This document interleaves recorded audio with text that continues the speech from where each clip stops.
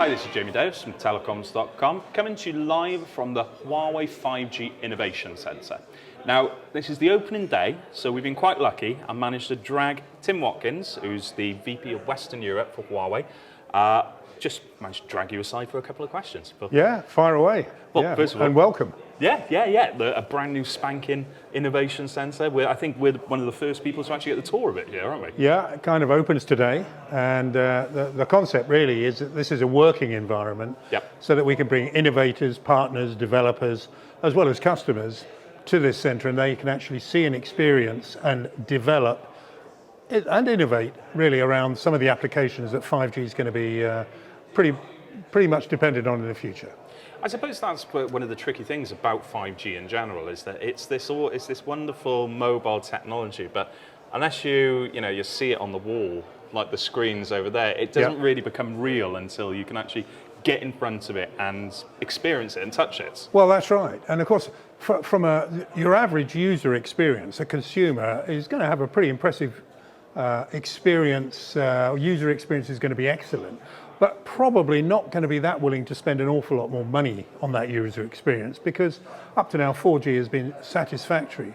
But certainly over the next 2 to 3 years, I can see the real value is going to be in the industrial applications, manufacturing, and that's really the principal purpose of this centre, really, to bring on some of the industrial applications that 5G is going to be absolutely crucial for.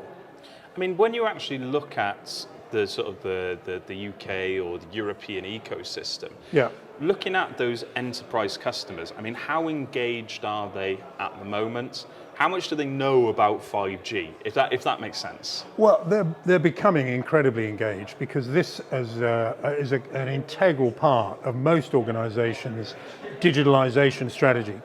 And as they start to develop digitalization strategies, they realize that when they get into robotics, whether it be industrial or medical or educational applications, the three key elements of 5G, which is low latency, much higher speeds, and of course massive capacity increases over 4G, are going to become critical to those operations.